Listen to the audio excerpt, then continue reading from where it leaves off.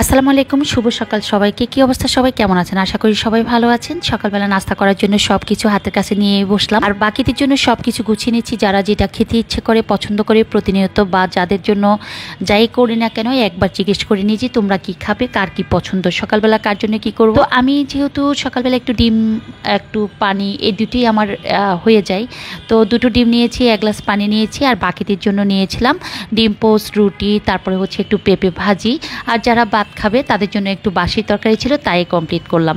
Online থেকে ছোট ছেলেটা আজকে কি অর্ডার করলো আমি নিজেই বুঝলাম না। 2 দিন ধরে বলতেছিল যে আম্মু আমার একটা পার্সেল আসবে, তোমরা রিসিভ করে রেখো, আমি এসে তোমাদেরকে খুলে তারপরে দেখাবো এটা ছিল বা কি আছে এর মাঝে। একটু মাংস ছিল, একদম পোড়া পোড়া, একদম কালাভুনার মতো করে নিচ্ছি। সকালবেলা যারা ভাত খাবে তারা এতটুকু মাংস দিয়ে পান্তা ভাত খেতে পারবে। এই কালাভুনা মাংসের মতো বা পোড়া মাংস দিয়ে ভাত খেতে কিন্তু খারাপ লাগে না, ভালোই লাগে। লেবুর রস নিয়ে নিচ্ছি, এটা হচ্ছে দুপুরের একটু ব্লগ। তো সেখানে হচ্ছে প্রিয় ডালটাকে ভিজিয়ে রাখলাম, আর এদিকে হচ্ছে চিংড়ি মাছ দিয়ে লাউ রান্না করবো। পোয়া মাছটাকে কেটে ধুয়ে মোটামুটি লবণ মেখে রেখেছি, আর একটা ধোয়া দিয়ে তারপরে হচ্ছে রান্না বসিয়ে দেব।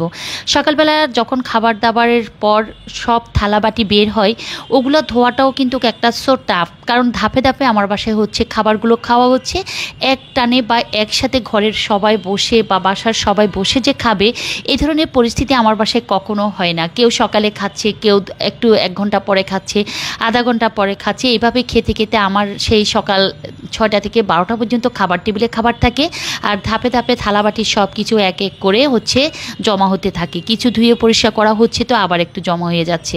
পোয়া মাছ রান্না করছি, পোয়া মাছ দেশীয় মাছ বা সামুদ্রিক মাছ, এগুলো হচ্ছে নদীর পোয়া মাছ। তো নদীর পোয়া মাছ বলতে মাছগুলা আমার কাছে রিসেন্টলি যে মাছগুলো আপনার ভাই পাঠিয়েছিল, বা গ্রামের বাড়ি থেকে আমাদের নদীতে জেলেরা ধরার পর যে মাছগুলো কিনে আমাদের বাসায় পাঠানো হয়, ওই মাছগুলো হচ্ছে আমাদের বাসায় যখন আনে, যেদিনে আনে সেদিনে হচ্ছে ফ্রিজে রাখার আগেই হচ্ছে আমি একটু মাছ রান্না করার চেষ্টা করি। যদিও আমার কাছে মনে হয় যেন ফ্রিজে রাখলেও ভালো লাগে, বাট ফ্রিজে রাখার আগে যদি একটু রান্না করি মনে হয় যেন একটু স্বস্তি ফিল হয়, যে দেশ থেকে তাজা মাছ আনার সাথে সাথে একটু মাছ রান্না করা হলো। তো এই তো পোয়া মাছটা রান্না করে ফেললাম, একটু শেয়ার করলাম হয়তো বা অতভাবে শেয়ার করিনি। আর হচ্ছে চিংড়ি মাছ দিয়ে লাউ রান্না বসিয়ে দিচ্ছি, ভাত রান্নাটা হয়ে গিয়েছে, পাতলা ডাল রান্নাটা হয়ে গিয়েছে। চিংড়ি মাছ দিয়ে লাউ রান্নাটা আমার বাসায় হচ্ছে 12 মাসের একটা মানে নিত্য প্রয়োজনীয় বা নিত্যদিনের খাবারের মতো হয়ে গিয়েছে। ভাত যেমন প্রতিনিয়ত না রান্না করলে হয় না, তেমনি চিংড়ি মাছ দিয়ে লাউ, আর হচ্ছে অল্প পরিমাণে হোক বেশি পরিমাণে হোক পাতলা ডাল আমার বাসায় কন্টিনিউসলি রান্না করতে হয়। না রান্না করতে পারলে কিন্তু কিটা নিয়ে সমালোচনার একটা ঝড় উঠে খাবার টেবিলে, যে পাতলা ডালের বাতিটা কোথায়, বা কেন ডাল রান্না করা হলো না, কেন ডাল নেই আজকে টেবিলে, মানে সব কিছু থাকলো তার ঊর্ধ্বে ডালটা আমার বাসায় মাস্ট থাকতে হবে। তো সেজন্য একদম কেয়ারফুল থাকি। ডালটা আর ভাত, এটা তো আমাদের বাঙালি, ডালে ভাতে বাঙালি বা মাছে ভাতে বাঙালি। যেহেতু মাছ প্রিয় আমার বাসায়, মাংস যতটুকু না রান্না করি তার চেয়ে বেশি রান্না করা হয় আমার বাসায় মাছ। আজকের ব্লগটা একটু থোকা থোকা মিচিং ব্লগ, কারণ আমি পুরো রেসিপিটা ওভাবে শেয়ার করে নেই, মাঝে মাঝে ভিডিও ধারণ করেছি তো করি নাই। তো এই তো দুপুরের খাবার দাবারের পর হচ্ছে আবার বিকালের জন্য রেডি। তো বিকাল টাইমটা হয় কি, আমি প্রিপারেশনটা হয়তো সকালে নিই, নয়তো হুট করে নেওয়া হয়। তো সকালবেলা হচ্ছে ছোলা ভিজিয়ে রেখেছিলাম, বুট ভিজিয়ে রেখেছিলাম, আর এই বুট আর পেঁয়াজু দেখলে মনে হয় আমরা রোজা মানে রোজা রোজা একটা পরিবেশে আছি। তো বিকেলবেলা হচ্ছে কি সবাই একদম আসরের পরপর নামাজ পড়ে হোক বা হচ্ছে সবাই ঘুম থেকে উঠে হোক, যে আমাদের যে টিভি রুমে একটা আড্ডার একটা পরিবেশ থাকে।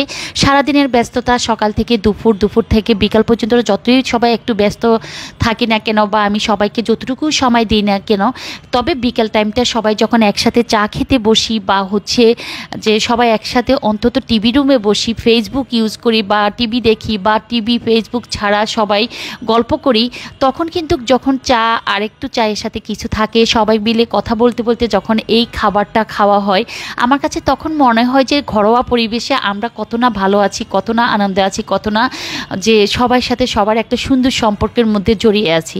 তো এটা বলার একটাই কথা, ওই যে বললাম থাকি বা ব্যস্ত থাকার কারণে হয়তো আমি সময় দিতে পারি না। কেউ আমার কাছে গেল আমার তার জন্য আমি তাদেরকে সময় দিই না, তবে বিকাল টাইমটা খুব ভালো একটা সময় কাটে। তো এই তো অ্যাকচুয়ালি হচ্ছে বুট ভাজি করছি, আর বুট ভাজি করতে গিয়ে যখন বুটটা ভাজি শেষ হলো তখন মনে পড়লো যে ধনিয়া পাতা নাই, তাই ধনিয়া পাতার জন্য নিচে পাঠিয়েছিলাম আর ওয়েট করছিলাম যে ধনিয়া পাতা আনার পর ধনিয়া পাতা পেঁয়াজ কুচি দিয়ে তারপরে হচ্ছে বুটটাকে নামিয়ে ফেলবো। ওইদিকে হচ্ছে পেঁয়াজু ভাজি করে নিচ্ছি।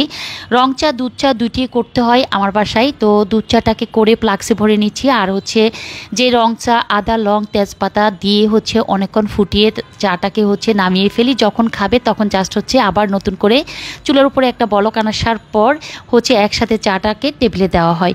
তো এই তো এখানে আজকে যে বিকালের আইটেমটা ছিল সেটা পোড়ামরিচ ছিল, বুট ভাজি ছিল, তারপরে হচ্ছে মসুর ডালের পেঁয়াজও ছিল। যদিও আমি পুরো রমজান মাসে হচ্ছে মসুর ডালের পেঁয়াজিতে হচ্ছে থানকুনি পাতা ইউজ করি, যে থানকুনি পাতা ইউজ করার কারণে অনেকে আমাকে বলেছিলেন যে আপু থানকুনি পাতা ইউজ করার পর যে পেঁয়াজুটা আপনি খাচ্ছেন বা পুরো রমজানে আপনি ইউজ করছেন যে পেঁয়াজুর সাথে থানকুনি পাতা আদৌ কেমন লাগে। সত্যি ভালো লাগে, শরীর ঠান্ডা থাকে থানকুনি পাতাতে, বা পেটের প্রবলেম থাকলে সেই প্রবলেম দূর হয়।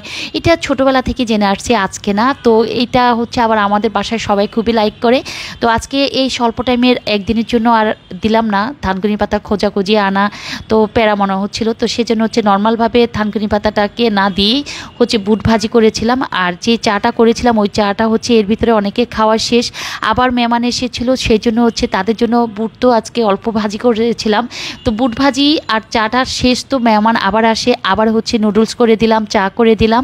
আর আজকের ব্লগটা এখানে শেষ করে দিলাম। সবাই অনেক বেশি ভালো থাকবেন, আমার জন্য দোয়া করবেন। আল্লাহ হাফিজ।